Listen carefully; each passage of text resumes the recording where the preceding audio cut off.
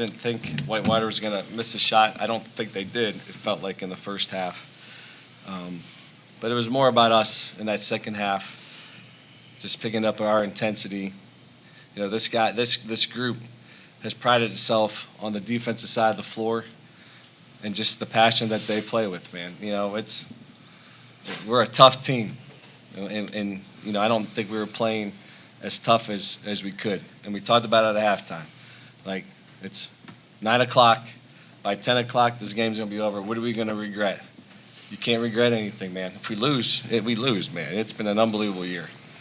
You know, but we talk about our families being in the stands and just playing with passion and just chip away, right? We said get to 8 at about the 16-minute mark. I think we got it to 6, and then they made a couple more.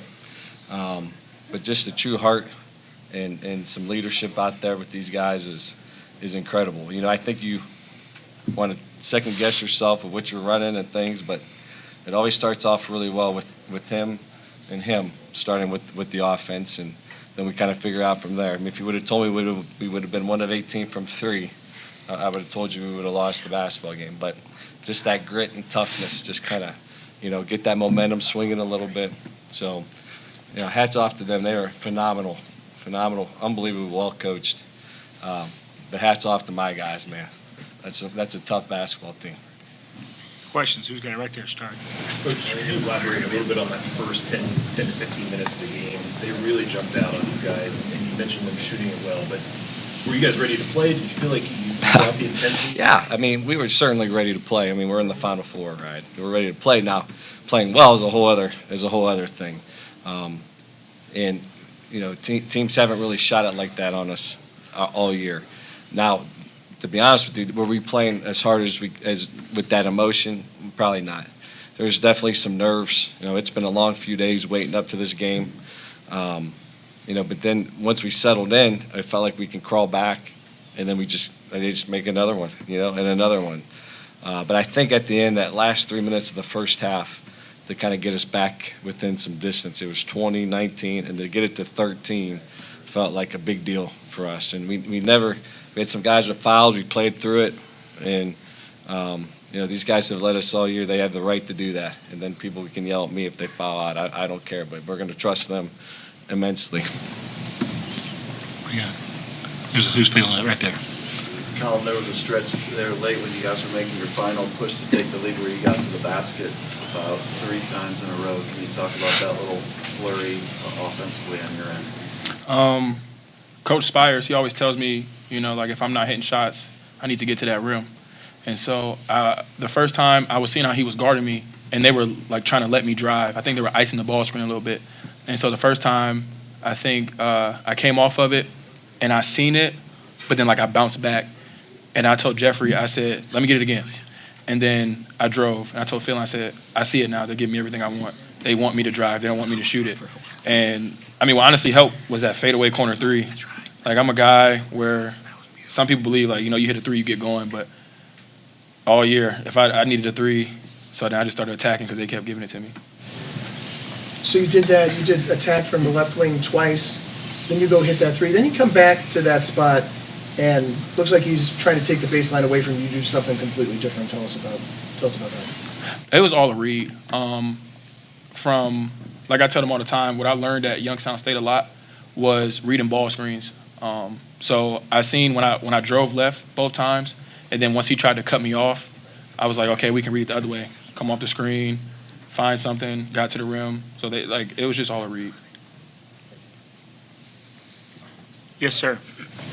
Christian, it seemed like in the first half there was a lid on the rim on your side of it, and on the other end, when they're shooting over 60%. Going into halftime, did you feel like after you cut the deficit that, you know, basketball would take over and you'd make those shots and they necessarily wouldn't get theirs to fall? Yeah, so after the first half, after missing like some easy ones I knew I should have made, I kind of went in the locker room, just kind of sat there, just thought about everything. And going out into the second half, I knew I could make those shots, and just being patient down there, letting just the game come to me, kind of. That's what really helped me out. and my teammates just throwing me the ball. To be honest, I mean, Such a dog. Such a dog. they're gonna find me if I'm down there. So, He's such a but dog. we kind of knew they're not gonna stay hot the whole game, which is obviously basketball's a game of runs. So they had their little run, and we got ours, and we just kept going. Jeffrey, 16 and 18 at the line tonight. Did you feel like that was your spot tonight to make shots? So basically, I mean, I just kind of pride myself on being able to make free throws. You know, they're free for a reason. I didn't really shoot the free throw very well this season, but I know going through the postseason, I've put a lot of time into, you know, my repetitions and stuff. So I had confidence going into the line and making them. Yep. Mike, as a coach, you've got essentially an all-star team here. You've got 4 guys who are probably capable of playing at an all-American level, but they have to be a team. Right. What does it take to do that, and what have these guys sacrificed to Well, get this far? I think that's what I'm proud about the most. You know, they have to come in, and when you have leaders like, you know, Jeffrey's coming in, and we know who he is. You know, he was a great player, but how's that going to work? You know, and there was a lot of discussion that went into it, and it took him a second because everyone loves him. He loves everyone, and then at some point, you know, when you're scoring 19 points a game, 18 points a game, and then now you're at like 9 or 10, and then but 7 rebounds, 5 assists. That's hard. That's an uncommon thing. You know, our program from the beginning that we started this thing has always preached family. You got to believe with each other. The best teams average 5 guys in double figures. And that's always been our goal. But it's a difficult thing, and that credit goes to them, because and I'll be honest with you, Colin's, the one thing I love about Colin, even as a freshman, he's not one of those guys that he wants to play with great players. I mean, he just does. He doesn't care if he's scoring 20 or 12. He just isn't. So when you have guys like that have been through your system, who believe in that, it's special, and that's why you're here. I mean, there's a lot of talented teams, but you got to trust each other and love each other. Right there. No, hold on, right there. Can you guys just talk about kind of the community? I mean, it's a 3.5-hour drive. Felt like a home game for you guys. Talk about that energy coming out at halftime.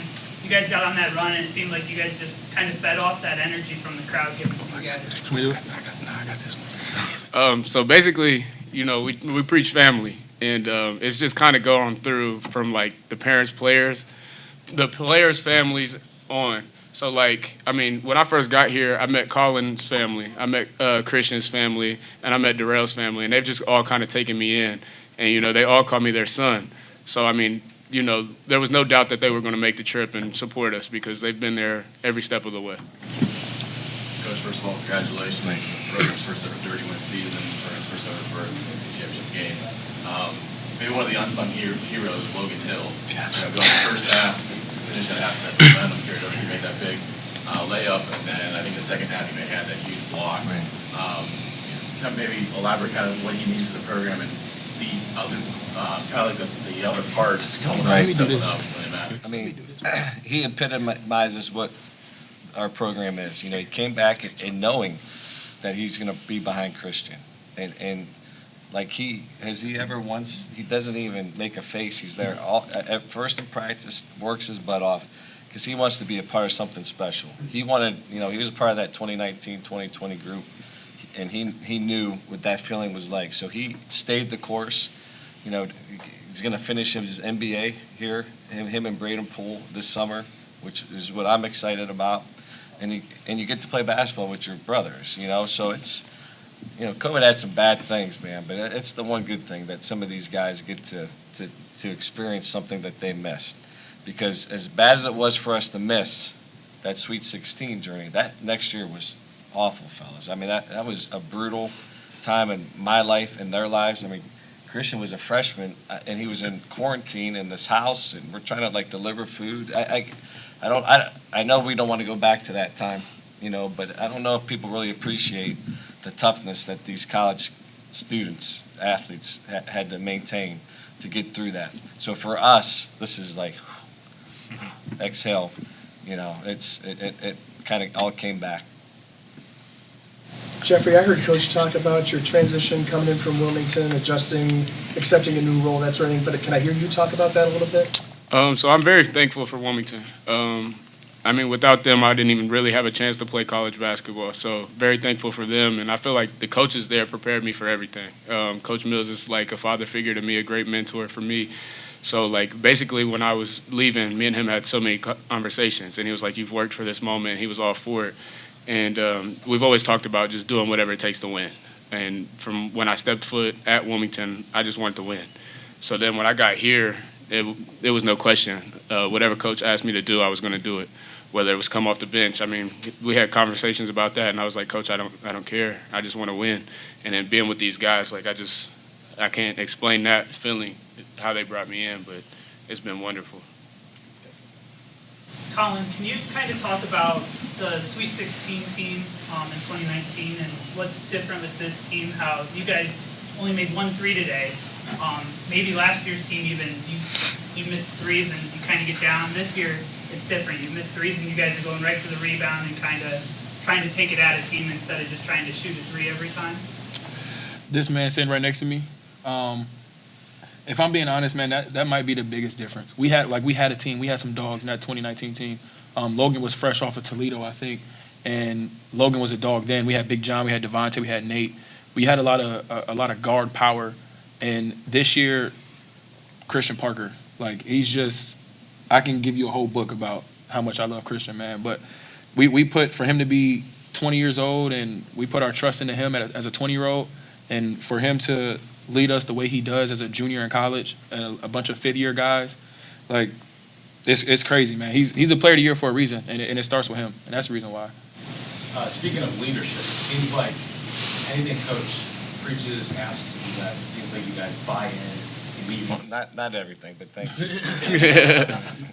What is it about Coach and what he says that makes you all buy in every single time?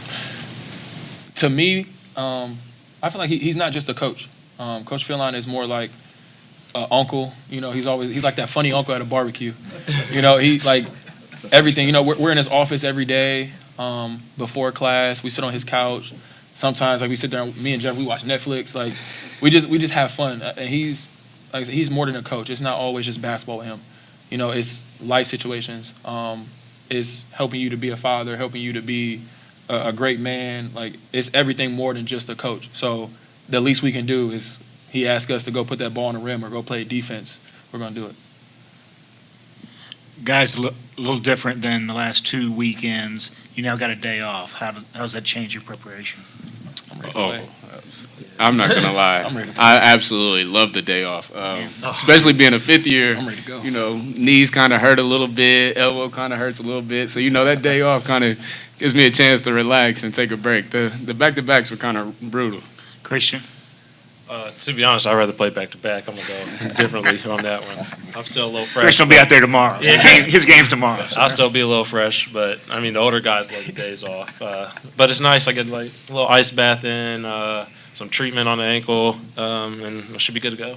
Colin, what do you say about it? Man, my adrenaline rush. I'm ready to play tomorrow. Gotcha. I'm ready to go right now, whatever. Yeah, what do you think, Coach? How are you guys? I wish we played at noon tomorrow. Yeah, there you go. Listen, the waiting around is just, like, literally brutal for old people like us, you know. But hey, if my man wants to wait a day, we can wait as long as he wants. I'll Right fight there, a through it. couple more. Here we go. Coach Feline, there's a spot on the media table for a special member of the Mount Union community. And with the down 20 points, that guy saw a lot of good football comebacks in the national semifinals. Yep. Can you kind of just talk about that? Yeah, I mean, you know, Case, we all know how much in this room that he meant. Hey, don't start crying, because I can't do that right. Don't start crying. You know what I mean? We got you. Come on. I can't look. So, you know, for his family,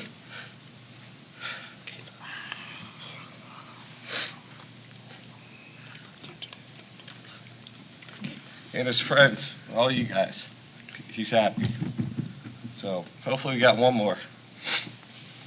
Right there. And Coach, I just kind of wanted to follow up. You guys play Christopher Newport on Saturday, and what's going to be a big matchup.